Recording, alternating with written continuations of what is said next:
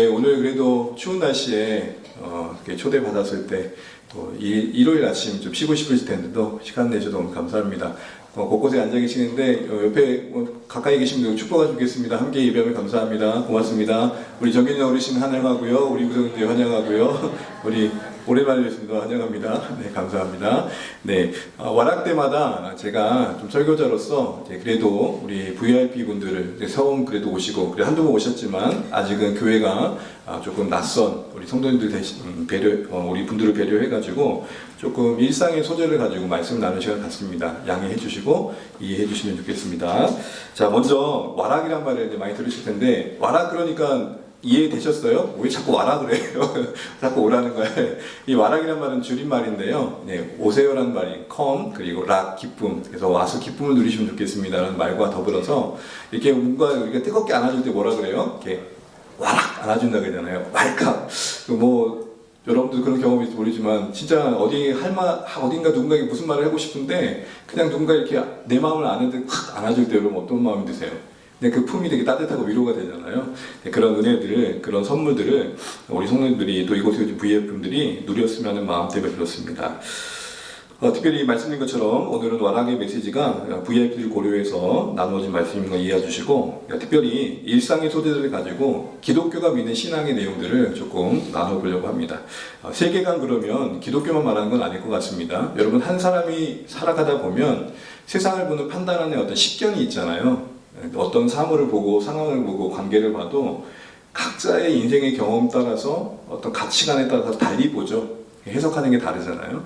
기독교는 인생을 어떻게 보는지, 세상을 어떻게 보는지 이런 이야기들을 오늘 함께 보려고 합니다. 그래서 이 기독교 세계관은 함께 쉽게 말하면 마치 이제 세상을 보는 안경과 같습니다.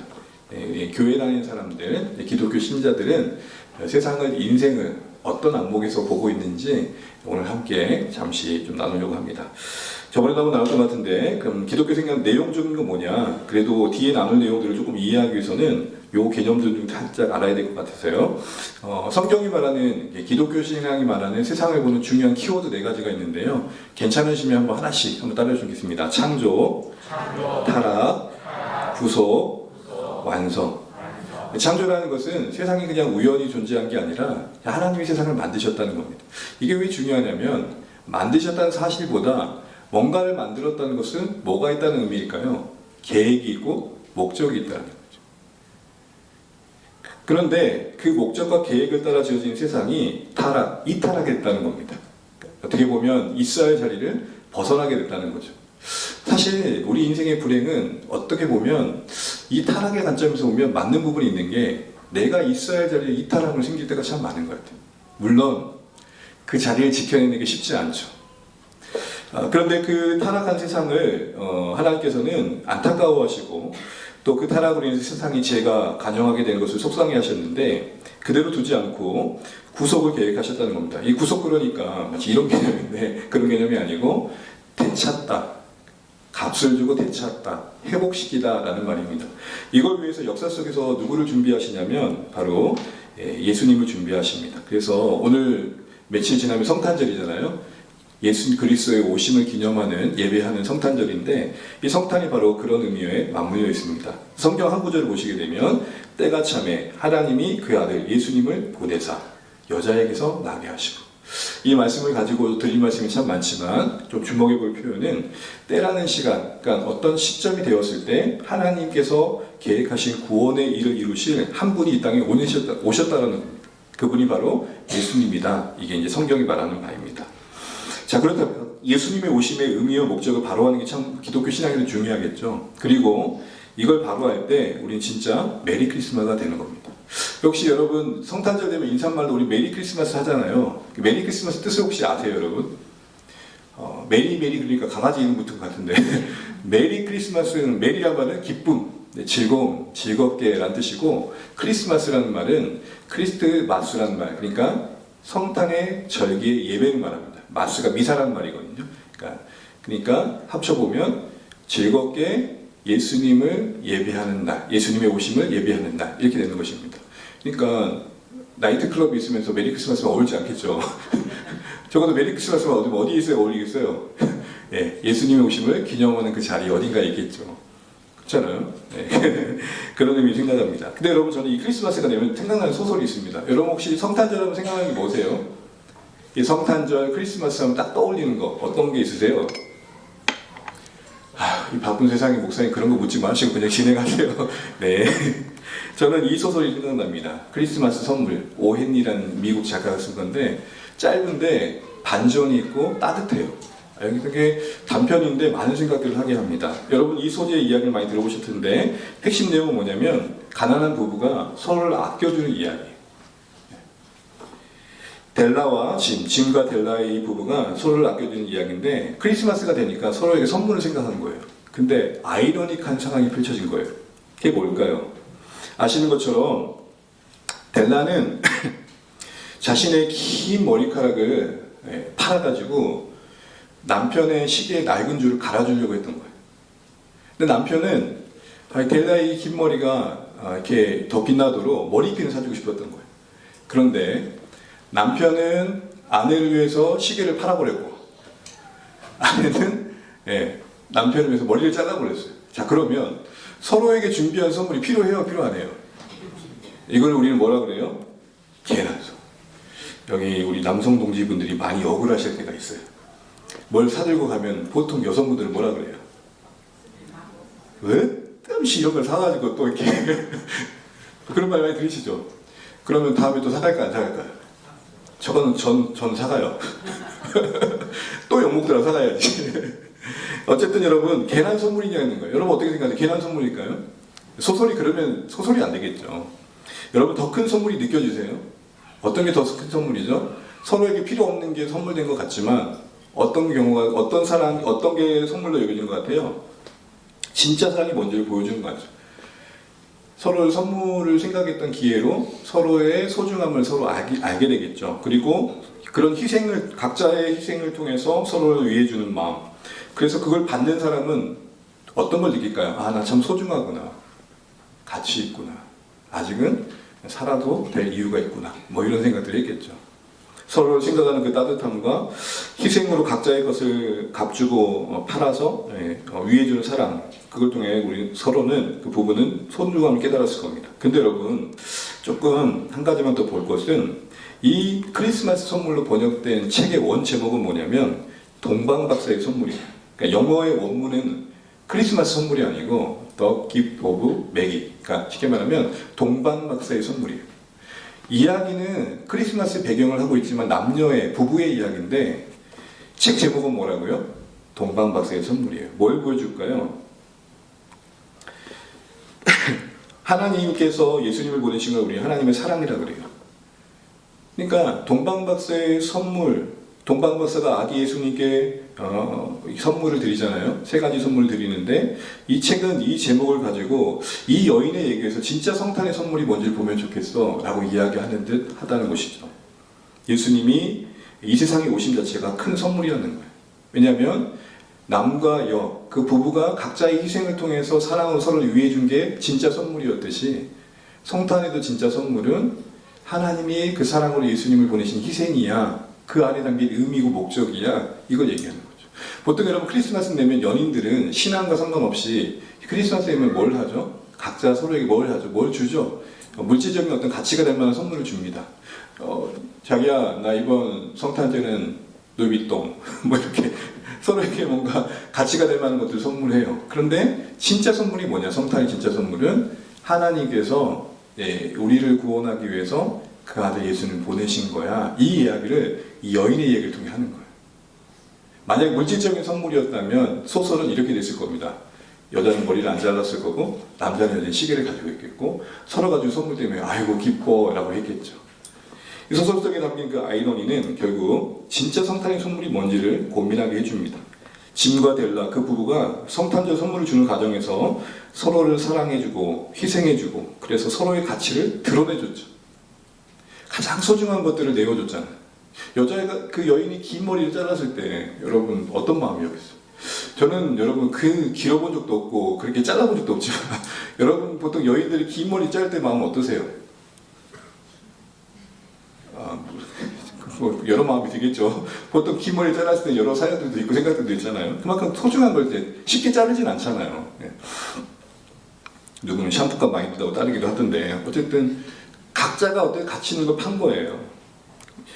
그래서 성탄의 선물이 예수님의 오심을 증거하는 하나님의 사랑 안에 있고 그걸 회복에 있다는 거죠. 그래서 이건 또 의미를 확장해 보면 메리 크리스마스라고 우리가 말하는 예수님 오심을 기념하는 이날의 진짜 선물은 하나님이 사랑의 증거로 보는 예수님 안에서 목적하신 구원이 내게 적용될 때고 그 구원이 적용된 것을 조금 다른 말로 표현하면 저는 이렇게 표현하고 싶습니다. 나를 되찾게 된 거. 나를 진짜 나답게 사랑하게 되는 거. 여러분 이게 진짜 쉽지 않다는 거 살아가면서 더 많이 느끼잖아요. 내가 얼마나 존재가 가치가 있는지, 내가 얼마나 귀한 존재인지, 내가 얼마나 이 땅에 목적 가운데 태어난지를 알게 된다는 겁니다. 그럼 여러분 성탄의 선물이신 예수님이 우리 삶에 안겨진 선물이 뭘까? 말씀드린 것처럼 나로서 나더워져가는 생명을 얻음이 성탄이 주는 중요한 선물이고 그것이 하나님께서 자신을 내어준 사랑 안에서 이루어지는 겁니다. 그래서 비교하지 않고 어떤 열등감과 수치심과 죄책감에 매이지 않고 나라는 존재에 대한 시선이 좀 더 따뜻해지는 것. 오늘 이런 이야기를 조금 이렇게 추상적인 관념적인 이야기를 조금 일상의 언어로 하기 위해서 제가 고민하다가 올해 개봉작을 한번 살펴봤습니다. 여러분 혹시 죄송해요. 이걸 어제까지도 고민해서 이걸 할까 말까 하다가 죄송해요. 이거 보신 분? 주여 이럴 줄 알았다. 이럴 줄 알았다. 많이 안 보셨죠? 그런데 여러분 세상에 많은 사람들이 봤어요. 근데 이 이야기 대충 들어보셨죠? 아니면 이 노래를 많이 들어보셨죠? 나나나나나나나나나 들어보셨죠? 고놈이거든 그거 아죠? 고놈이거든 아시죠? 이 이야기를 통해 오늘의 이야기를 좀 펼쳐보겠습니다. 대략 내용을 위해서 설명해 드리면 악기가 등장합니다. 기마, 악령의 대장이 등장하고 아이돌 가수로 활동하면서 귀신을 잡는 활동을 하고 있는 데몬 헌터스라는 사람들이 등장합니다. 여자 3명이 그 데몬 헌터스인데 기마와 데몬과 싸우면서 그 악기들이 드나드는 그 문을 지키는 혼문을 지키는 역할을 합니다. 판타지 소설이에요. 실화는 아니에요. 판타지를 판타지로 봐야지 이거를 그렇게 실화로 보시면 헷갈리십니다. 그냥 가상의 이야기인데 그 안에 이야기 소재를 담은 겁니다. 그런데 이 악기는 어떻게 하냐면 사람들의 영혼을 에너지로 흡수하는 거예요. 그런데 이 과정 속에서 잘 안 돼요. 왜냐하면 이 데몬 헌터스가 활동을 너무 잘하고 이거 너무 잘 싸워요. 보시면 이 진짜 싸움을 잘해요.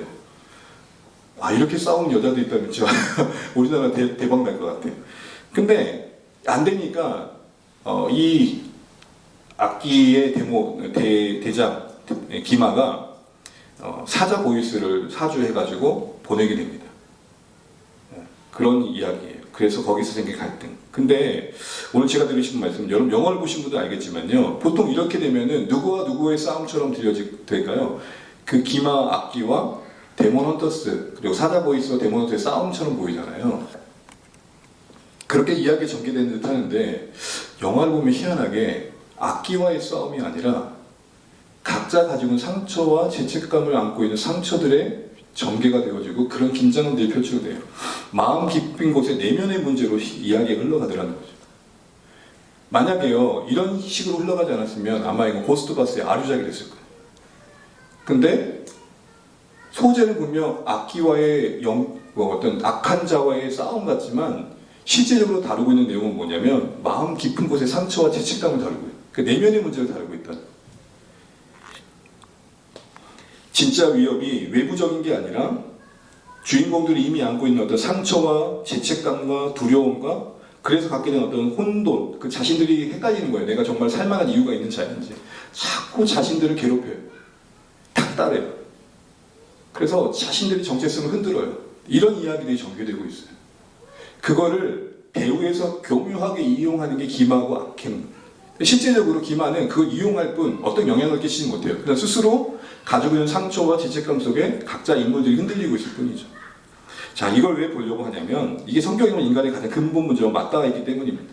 여러분 성경은 인간을 겉으로 보지 않습니다. 겉으로 그 사람이 무엇을 갖고 있고 어떤 배경이냐 보지 않고 안을 봅니다. 그래서 성경 몇 구절을 보시게 되면 참 놀랍고도 신기하고도 또 생각이 많아지는 말씀이 있습니다. 맨 위에 말씀 보이실까요? 한번 읽어볼까요? 시작. 만물보다 여러분 보통 보면 좌우의 사람들 보시면 우리 보통 그 사람의 마음이 보여요 안 보여요? 누구는 보죠. 누구인가? 누가 방구를 꼈는가? 궁예는 보죠. 그러나 사실 독심술을 아무리 가져두고 해도 숨기고 있는 그 마음을 알 수 있어요? 없어요? 없어요. 마음을 본다는 게 쉽지 않아요. 그런데 하나님은 우리 마음을 보시는데 사람들의 마음이 보편적으로 다 숨기고 있는 거짓이 있더라는 거예요. 부패한 것들이 있대요. 내놓으면 아우 더러워 이런 것들이 다 있다라는 거예요. 두 번째 보시게 되면 이 모든 악한 것이 다 속에서 나와서 사람을 뭐 한대요? 더럽게. 그러니까 사람을 무너뜨리게 하는 것은 안에 있다라는 거예요. 그러니까 저 사람이 나쁜 행동을 한 것도 문제일 수 있고 저 사람이 뭐 나와 비교해서 더 잘한 것도 있을 수 있겠지만 그걸 보면서 시기하는 내가 나를 무너뜨린다는 거예요.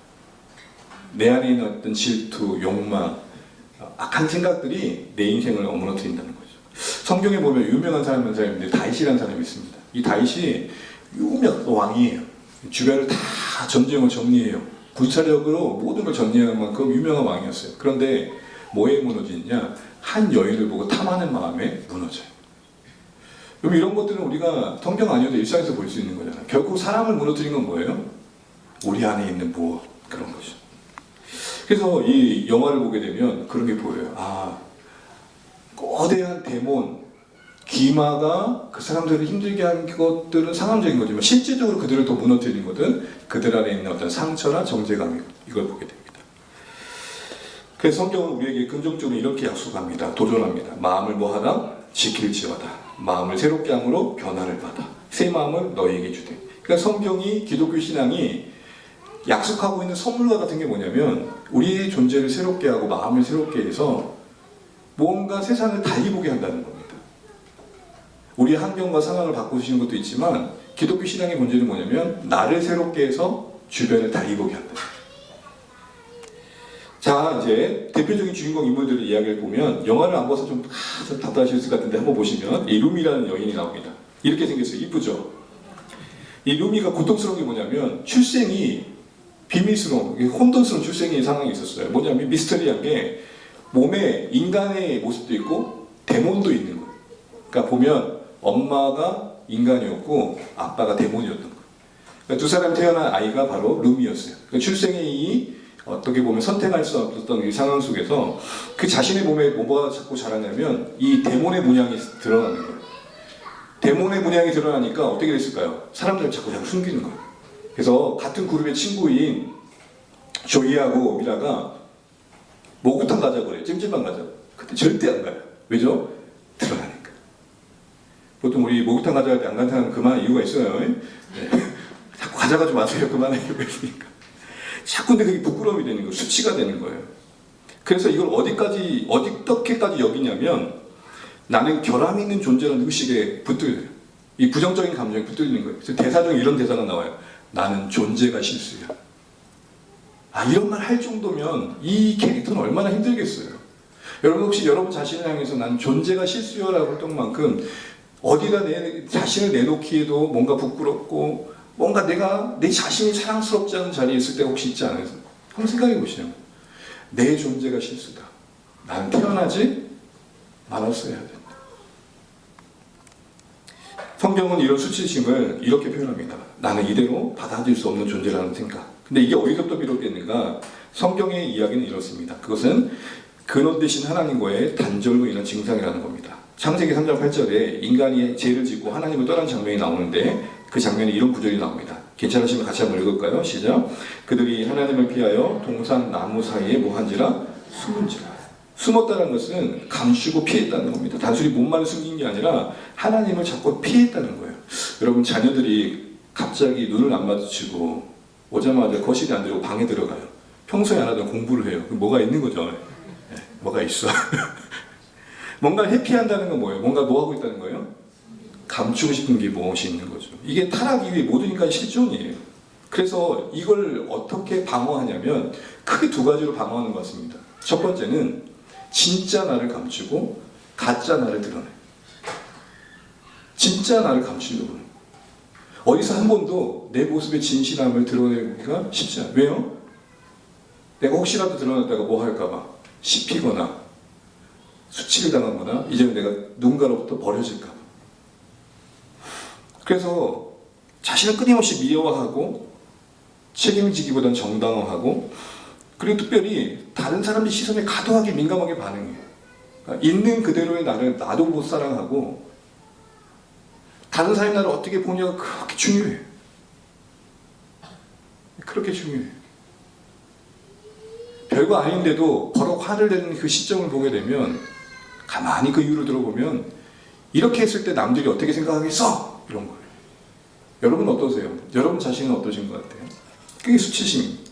이게 또 적극적으로 빠지게 되면은 자기를 부풀려요. 네. 과장해요. 그래서 내가 이런 사람이야.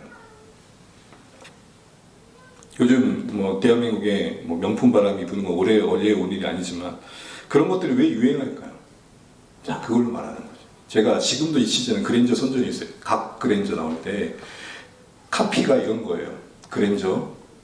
그래서 이렇게 나오면 그랜저 딱 보는 사람면서 띡띡 그랜저 나를 말합니다. 뭐예요? 그랜저가 나를 말하는 건 뭐예요? 되게 고급차로 고급진 걸로 누굴 설명해요? 네, 나를 말하는 거죠. 이런 거죠. 또 남들의 시선을 무시하다 보니까 이왕이면 철저히 하려고 그러고 그게 좀 지나치다 보면 아예 아무것도 안 하려고.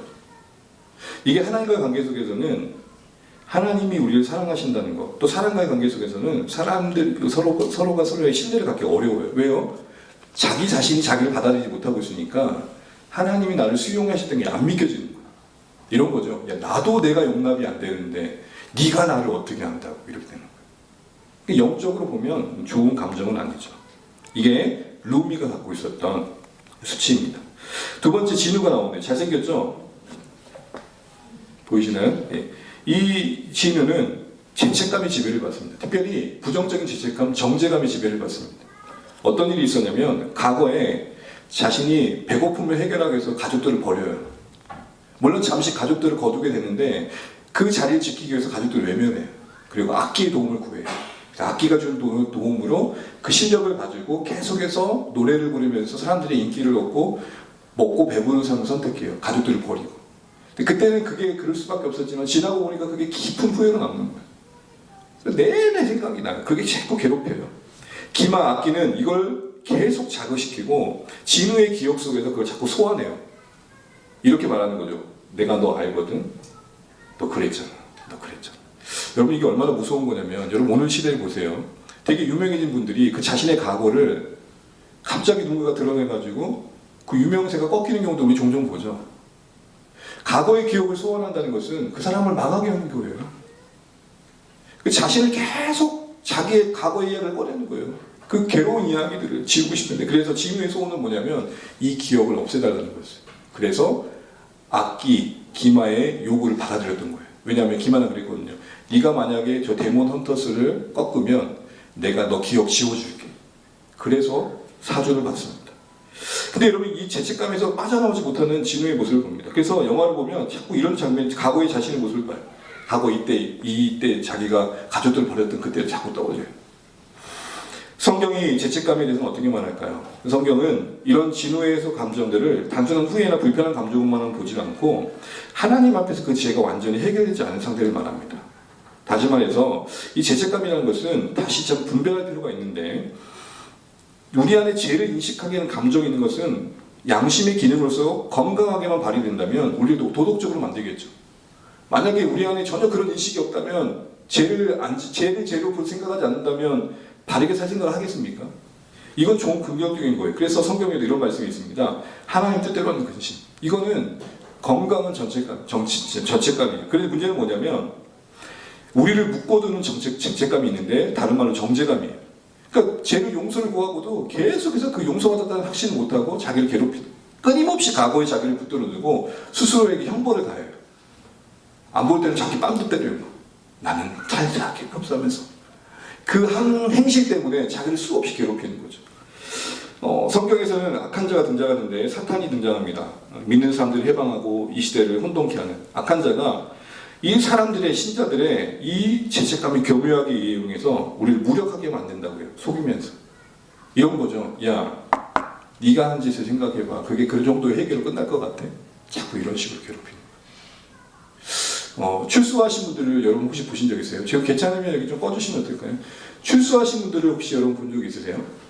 이 옥중 생활하시고 이렇게 혹시 여기에 출소하신 분들 계신 거 아니죠? 제가 몇 분 만났어요.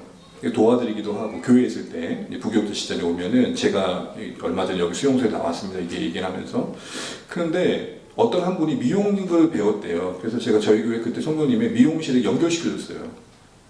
거기서 잠자리도 마련해주고. 근데 결국에는 어떻게 도망치듯 또 떠났어요.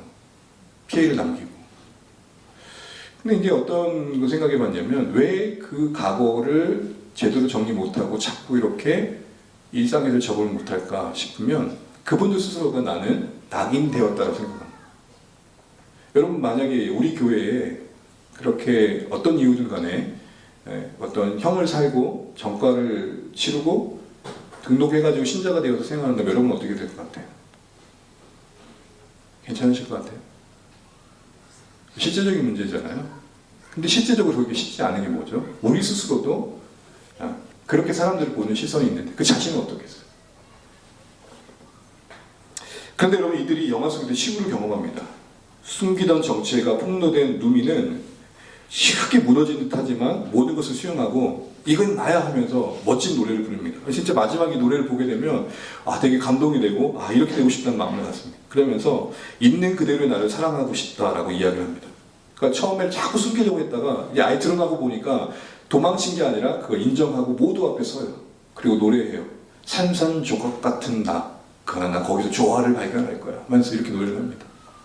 진우는요 자기 몸을 던져 희생하면서 누미를 살리고 미안해란 I'm sorry라는 고백을 하고 자신의 과거의 죄를 인정하고 자유를 누리는 고백으로 나옵니다. 이런 장면이 나옵니다. 지금 누미가 기마에서 유혹을 당할 때 진우가 이게 딱 막아주고 희생을 한 거예요. 그래서 위기를 이기게 되고 결국 데몬 헌터스가 기마를 처지하게 되는 장면이 나옵니다. 근데 이게 지금 많은 사람들이 감동을 해요. 이거 보시기 외국인들 보이세요 여러분? 안 보이시죠? 외국인들이 이거 보고 다 울어요. 이제 본격적인 얘기를 해보면 이 영화 속의 치유 여러분 되게 멋지잖아요. 나는 나를 있는 대로 살아갈 거야. 이것도 상처도 나의 삶의 일부야. 그리고 자신의 과거를 깊이 회개하고 자유함을 얻어요. 근데 이게 제가 질문을 주면 가능하겠냐는 거예요. 정말 가능할까요? 잠시 우리를 인정할 수 있지만 여러분 또다시 우리 안에 뭔가 물론 일어난 거 있지 않으세요? 잠시 피할 듯하지만 결국엔 똑같은 상황을 마주하게 되면 또 우리는 걸려 넘어질 때가 있잖아요. 저는 이렇게 표현하고 싶어요. 함께 따라하시죠. 셀프 구원, 헬프 구원. 셀프라는 건 뭐예요? 자기 스스로 구원하는 거. 이게 요즘 세상의 가치관이에요. 야 너는 멋진 친구야. 할 수 있어. 네 안에 있는 가능성을 믿어봐. 전혀 틀린 말 아니에요. 그러나 인간이라는 존재가 그렇게만 볼 수 없는 뭔가 한계가 있다는 걸 놓치고 있는 거죠. 왜죠? 우리가 알아요.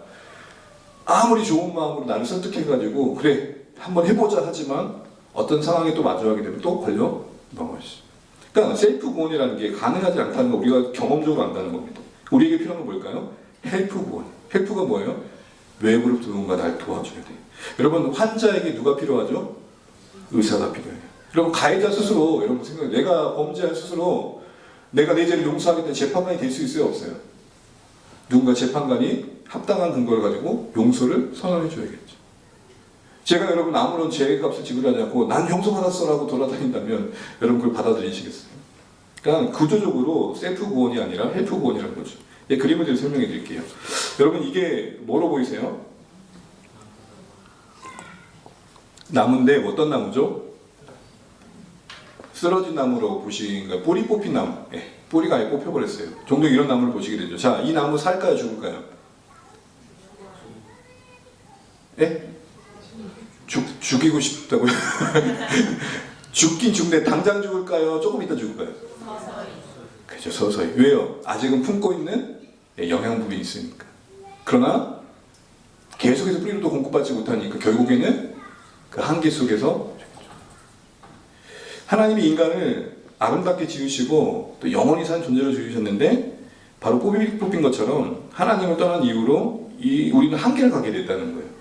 이런 나무가 살려면 어떻게 해야 돼요? 스스로 나무가 쓰러져가지고 일어나야지 일어납니까? 어떤 게 필요하죠? 딱 이래야 돼요. 기중기가 가가지고 쓰러진 거를 탁 들어가지고 세워서 다시 이걸 뭐라 그래요? 헬프 구원이라. 인간이 쓰러진 뿌리 뽑힌 나무와 같아서 스스로 아무리 바둥바둥대도 잠시 품고 있는 영양분으로 살 뿐 우리는 기중기가 들어서 심어야 될 존재라는 것. 이게 성경이 말하는 인간관입니다. 그래서 성경이 말하는 인간 헬프 구원은 구원자이신 예수님을 이야기하고 있고 그분 안에서 우리를 되찾는 거라고 말합니다.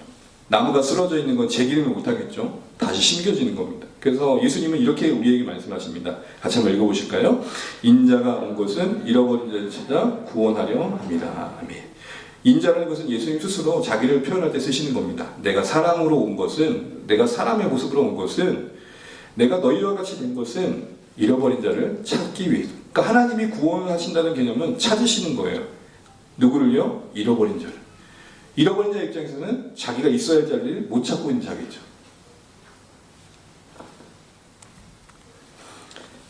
좀 더 구체적으로 말하면 그 예수님은 잃어버린 자를 찾으신다 할 때 이런 표현도 쓰십니다. 예수님 안에서 이런 약속이 주어져 있습니다. 같이 한번 읽어볼게요. 그러니 누구든지 그리스도 안에 있으면 새로운 피조물이라 이전 것은 지나갔으니 보라 새 것이 되었도다.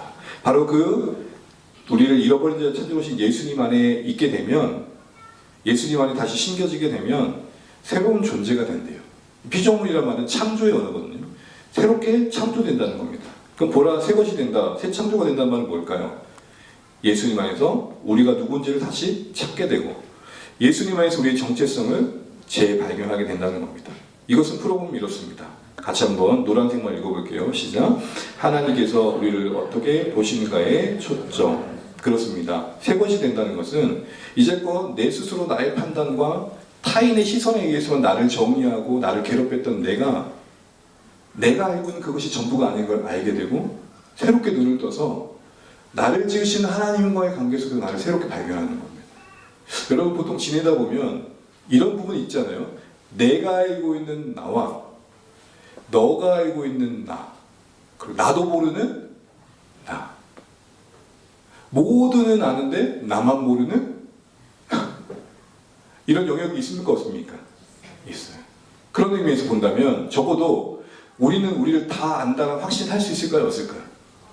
그러면 그 제한된 확신 속에서 우리를 이해하고 우리의 인생을 계획하고 우리를 판단하는 게 신뢰할 만할까요? 이제 그걸 묻고 싶은 겁니다. 그러면 우리는 하나님께서 예수님 안에서 우리를 새롭게 하시고 그것은 결국 우리를 하나님의 시선을 보는 거라고 하는데 이런 하나님이 우리에게 부여하신 새로운 정체성, 또 다른 말은 구원을 그럼 믿을 만하는 거죠. 그 얘기를 드리고 싶어요. 말씀드린 것처럼 하나님은 내 존재를 새롭게 하셔서 되찾으시는 그런 구원을 약속하고 계시는데 그걸 우리는 어떻게 신뢰하겠냐는 거예요. 몇 가지 이유를 들면 그런 일을 이루시는 하나님이 거기 한번 읽어볼까요? 우리를 우리보다 더 잘하시며 우리를 우리 자신보다 더 사랑하시며. 만약에요 인간적으로 나보다 나를 너무 잘하는 분이 계시고 내가 나를 사랑하는 것보다 나를 키 여기는 존재가 있다면 저는 정말 외롭지 않을 것 같아요. 여러분 저는 강원도 홍천 산부인과에서 402호에서 오후 4시인가 1시인가 태어났습니다. 제가 그걸 어떻게 할까요? 제가 태어날 때부터 이렇게 머릿속에 새겨졌을까요? 나는 홍천 산부인과에서 400m에서 태어났다. 누군가가 나에게 그거를 알려주셨겠죠. 누가 알려주셨을까요? 네, 어머니가 알려주셨어요. 아버지는 몰라요. 알려주시는 분이 있을 때 내가 누구인지에 대한 정확한 정보를 알게 되죠. 마찬가지입니다. 여러분 모두가 저를 포함해서 하나님이라는 분이 나에 대해서 알려주신 것이 더 정확한 정보라고. 왜요? 그분이 우리 나를 잘 아시기 때문에. 그렇게 말하신 이유가 뭘까요? 성경은 그분을 창조주라고 말합니다. 같이 한번 읽어볼게요. 시작. 주께서 내 내장을 지으시며 나의 모태에서 나를 만드셨나이다. 네, 이가 빠졌네요. 만드셨나이다. 이게 다윗이라는 사람의 고백인데 엄마 뱃속에서 태어났는데 누가 자기를 만들었대요? 주님이란 분이 나를 만드셨다고 고백해요. 그러니까 자기를 하나님 만드신 작품으로 생각하고 있어요. 여러분 자기 인생을 상품화하는 사람이 있고 작품화하는 사람이 있어요. 상품화하는 사람은 뭘까요? 끊임없이 다른 사람과 비교하면서 상품 가치를 올리는 데만 목적이 있는 거예요. 작품은 뭐예요? 나는 세상에서 유일한 존재라는 사실에 가치를 부여하는 거예요. 내가 더 누구보다 더 나아져야 행복한 게 아니라 나는 나로서 이미 이 땅에 존재할 이유가 있고 목적이 있고 삶에 의미가 있어. 이걸 받아들여져요. 이걸 거기서 어떻게 될까요? 창조주 하나님. 보통 여러분 양육의 개념에서 부모와 자녀의 그런 어떤 깊은 연대가 있을 때, 어떤 그 형성될 때 자녀가 건강한 인생관을 가진다 그러잖아요. 바로 그와 같습니다. 그래서 여러분 이렇게 고백하고 다시 이렇게 고백합니다. 한번 읽어볼까요? 하나님이여 주의 생각이 내게 어찌 그리 보배로우신지요 그 수가 어찌 그리 많은지. 어떤 느낌이 어떻게 와닿으세요? 누구보다 더 나은 것에 대한 기쁨이 아니에요. 야, 나를 지으신 하나님이 나에 대해서 이런 계획을 갖고 계시다니 하면서 자기 존재 안에서의 기쁨을 확인하고 있고 발견하고 있는 거예요. 여러분 보통 잘생긴 사람들이 행복할까요? 여러분께 묻는 좀 민폐된 질문입니까? 잘생겨서 행복할까요?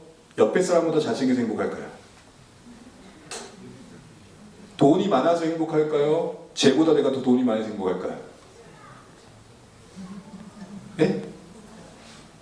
후자예요, 후자. 옛날에 이런 말이 있죠. 있는 것들이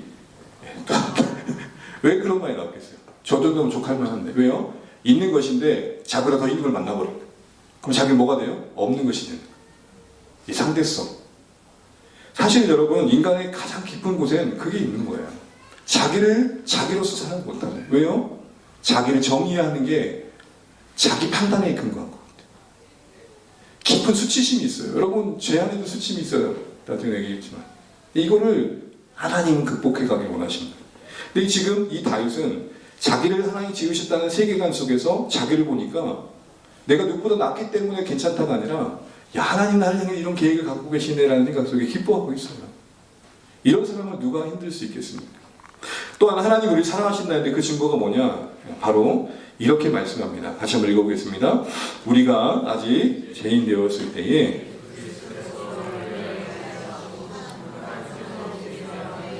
사랑을 확증하셨느니라. 아멘. 성경은 또 다른 말로 누군가를 러브레터라고 그럽니다. 하나님의 우리에 대한 사랑의 이야기. 그 핵심 사건은 뭐냐면 하나님이 지으신 우리가 타락으로 잃어버린 것들을 되찾아주기 위해서 자신을 내어주신 방식으로 구원을 하셨다는 것이고 그 중심에 계신 예수님이 우리 위해 죽으셨다는 겁니다. 그러니까 희생인 거예요. 희생. 여러분 앞에 크리스마스 선물의 본질은 뭐였어요? 진짜 본질은 물질을 주고받는 게 아니라 서로의 마음을 주고받으면서 희생하면서 서로의 존재를 하기시켜준 거였잖아요. 더 의미 있는 거였잖아요. 그것처럼 성탄 예수님의 오심의 진짜 선물은 뭐냐면 내가 하나님의 사랑 안에서 재발견되어져서 내 의미를 되찾는 거예요. 추운 겨울에 마음이 뽀송뽀송해지는 거예요. 예수님이 십자가에서 자신을 죽으심으로 이렇게 말씀하셨어요. 다 이루어. 하나님께서 이 땅을 회복시키기 위해 계획하신 모든 일들을 예수님이 십자가에서 이루셨다는 겁니다. 그래서 우리는 여기서 하나님의 사랑을 보게 됩니다. 참고로 이 사랑 안에 서게 되면 우리를 괴롭혔던 수치를 벗어내고 염치를 회복합니다. 여러분 수치와 염치가 다르다는 거 아세요? 염치는 있어야 돼요. 제가 염치라서 그러는 게 아니라 염치는 있어야 돼요. 수치는 뭘까요? 끊임없이 나를 부끄럽게 여기는 부정적인 감정이에요. 이건 우리를 자유케 하지 못해요. 벗어내야 돼요. 근데 염치는 있어요. 염치는 뭘까요? 내 행동에 대한 책임감이에요. 공인일수록 뭐가 있어야 될까요? 염치가 있어요. 그런데 여러분 신앙을 잘못 이해하게 되면 예수님이 우리를 자유케 했다라다 보니까 수치가 거두어진 걸 알고 염치 없이 사는 사람이 있어요. 아니요. 진짜 복음은 염치를 부여해요. 그래서 진짜 책임감 있게 그 은혜에 반응하게 살아요. 근데 수치는 제거되는데 염치마다 없다? 값싼 은혜가 되는 거예요. 예수님이 우리를 위해 죽으신 놀라운 사랑을 받은 사람이 저렇게 산다고? 이게 말이 안 되는 거예요. 사랑하는 주 안에 가진 여러분, 염치 있기를 축복합니다. 네, 수치는 거두시고 염치는 회복하십니다. 내 행동에 대한 책임감, 내 존재에 대한 책임감, 하나님에 대한 응답. 자, 정리하겠습니다. 기독교 신앙은 나를 잃어버림이 아니라 그런 의미에서 하나님이란 존재에 다가가는 회개를 통해서 잃어버렸던 나를 되찾고 그런 나를 따뜻하게 안아주며 응시하게 되는 회복의 여정입니다.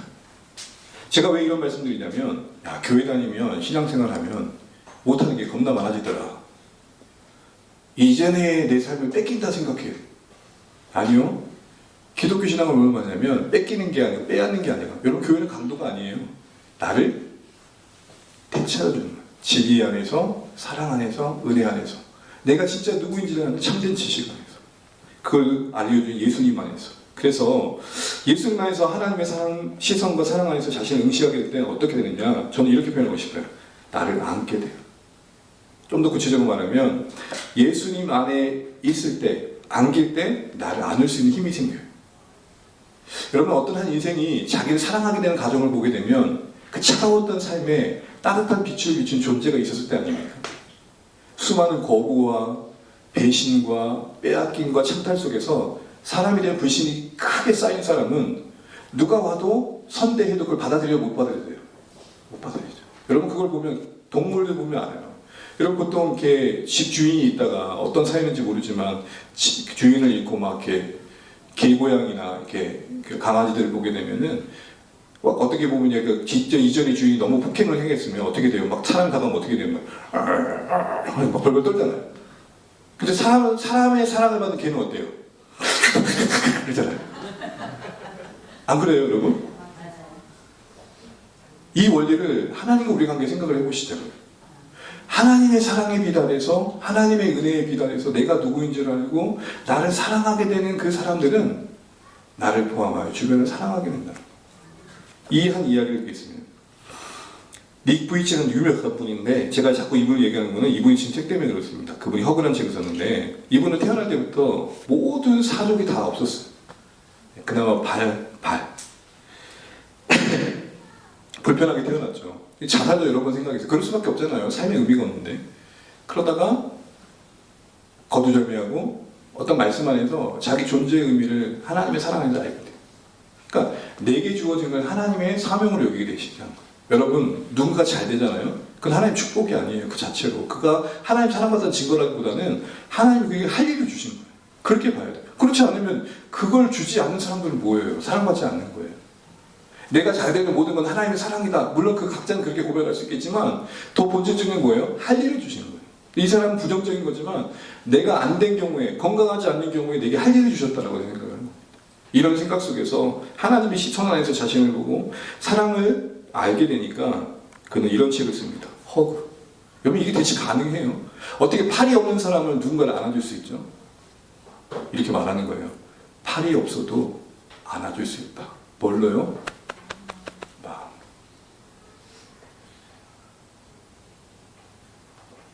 하나님 그 시선으로 자신을 보고 사랑하는 자기를 회복하니까 이런 은혜들을 짧지만 저 얘기를 하면요. 제 안에도 이런 일들이 있었습니다. 여러분 이 그림을 보면 이 작은 사람은 상당히 크게 보죠. 이걸 뭐라면 열등감 컴플렉스라고 그래요. 저는 제 어느 시점에 청소년기에 소년기는 다 열등감이 전부였어요. 열등감. 공부한 이유도 열등감. 열등감이 뭐죠? 누군가로부터 나는 항상 비교당하고 있고 거기에 모자라다 생각하는 생각이에요. 그걸 극복해야만 살 수 있다고 생각하는. 지금의 내 모습에 감사는 못 있는 거죠. 그러다가 예수님 안에서 저는 제 삶의 가치를 다시 보게 됐습니다. 퍼즐의 한 조각. 여러분 수많은 퍼즐이 있는데 이 한 조각에 채워야 몫이 있는 거죠. 크기와 상관없어요. 아무리 작아도 만약에요 보통 500개짜리 퍼즐을 맞춘다고 칩시죠. 499개가 있는데 한 개가 없어요. 그럼 완성입니까 아닙니까? 나는 그 완성을 말할 수 있는 하나님. 그렇다 남들보다 더 대단한 퍼즐은 아니에요. 그러니까 제가 예수님에서 확인하게 된 건 뭐냐면 내가 누구보다 더 괜찮은 존재라는 측면이 아니라 하는 나로서의 갖는 가치가 있구나 그걸 보게 된 거죠. 어떻게 이론이 가능했을까요? 예수님 안에서 자라면서 그 품 안에 있습니다. 오늘 이 시간 여러분에게도 이런 예수님 안에서의 삶이 이루어지기를 소망합니다. 예수님 안에서라는 것은 하나님의 관계에 회복되고 연결되는 걸 말합니다. 하나님을 알게 되는 거고 의지하게 되고 바라보게 되는 겁니다. 이건 마치 연과 같습니다. 제 이야기를 하고 이제 마무리하겠습니다. 여러분 연을 날려보셨나요? 방패연이나 가로연을 다 날려보면 기본적으로 연은 바람을 따라서 줄에 매인 그 연이 바람을 타고 이렇게 뜨는 거죠. 자, 생각해보세요. 이거는 하나의 과장입니다. 가장. 이 연이 인격체를 생각해보죠. 저 멀리서 누군가 자꾸 날 잡아당겨. 여러분 사실 연을 날리는 입장에서는 잘 잡아당겨도 바람을 잘 타죠. 연을 날려보시면 알 겁니다. 무조건 줄을 푼다고 날리는 게 아니에요. 적당하게 팽팽하게 했다가 풀어줬다가 팽팽했다가 밀당을 잘해야 돼요. 근데 저 밑에 있는 사람이 자꾸 나를 밀당해. 더 날고 싶으면 딱 떠나고 싶으면 당기고.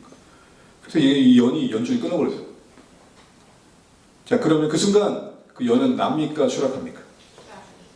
추락이에요, 나는 거예요. 그러면 그 연줄 입장에서 연의 입장에서 연줄은 무슨 줄이죠? 생명줄. 신앙생활을 한다는 게 나를 밀당하듯 그렇게 뭔가 내 삶을 괴롭히는 것 같지만 근데 그렇지 않아요. 그러니까 생명줄이라는 거죠. 여러분 메리 크리스마스 되시길 바랍니다. 예수님 안에서 하나님 사랑을 알게 될 때 그때 그 날은 진짜 메리 크리스마스가 됩니다.